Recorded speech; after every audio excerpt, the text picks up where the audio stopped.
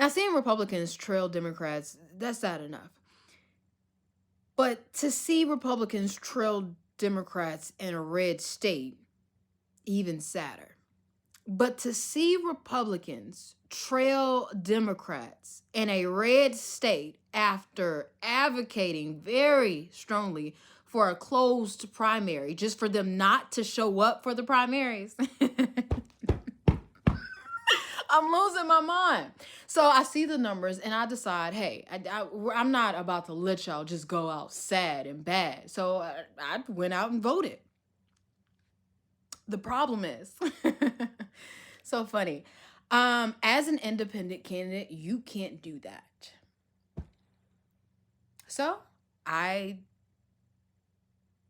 made myself ineligible to run for Congress after a year of working for this seat. And if you've been following me for quite some time, you know that this is not the first time I ran for District 33.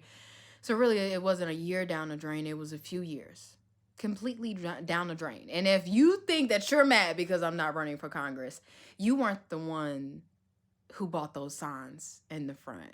You weren't the one who purchased the business cards, the stickers, that big banner in the front. You weren't the one knocking on doors. You didn't go to those neighborhoods. That was me. So I think it was the 25th. I got the news after I voted on the 24th. I called the Secretary of State. I said, what just happened?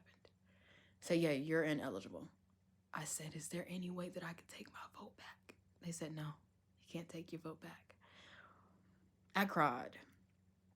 I cried a lot.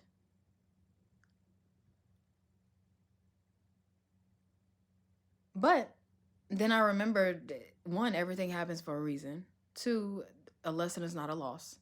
And three, I am completely, wholeheartedly submitted to the will of God. So if this is his will, this is his will. Additionally, I am a firm believer of the 48th law of power. Assume formlessness. Never be too attached to anything. And then I announced my run for the mayor of Dallas, the city where they just identified a multi-million-dollar deficit, after acknowledging that more than 77% of that deficit went to an abandoned building that we still are forced to pay for, $73,000 a month to be exact. And I'm just trying to understand, why aren't taxpayers in Dallas irritated? Like, why are you not irritated that even after identifying the deficit, the mayor that's getting termed out, the one that just switched from Democrat to Republican, but the Republicans won't hold him accountable for being a rhino, non-conservative, by the way. They just love the headline of the switch. Even after identifying that deficit, he took a $44,000 vacation just for him to come back to the city, fix the deficit, not by forfeiting their salaries or their car notes, because we pay for their car notes, cars that we never see in our neighborhoods. After identifying that deficit, they came back, didn't forfeit anything. They decided to close community resources. Who better? Who better than me? The good thing is that local elections are nonpartisan, but I am not hiding my conservatism. The biggest issue that I have personally, politically, is I know for a fact that I can't tread the line of the Republican Party or being a conservative independent after what just happened. I need to decide whether or not I'm going to marry the Republican Party for better or for worse, or completely divorce them and just identify as a conservative independent. So that way I don't run into this issue again. Now, do I think it's right for independents to be deemed ineligible after participating in the primary, knowing that I skipped over the U.S. House seat?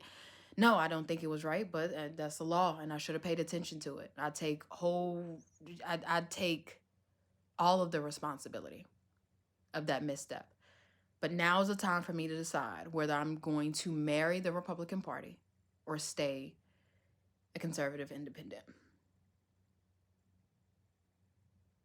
If I do decide to marry the Republican Party, do not associate me with the Republicans in Texas. No, I'm not that type of Republican. You know, the type of Republican that's just weak, no balls. I swear, they're not conservative. I'm going to stop the video here. Y'all have a great day.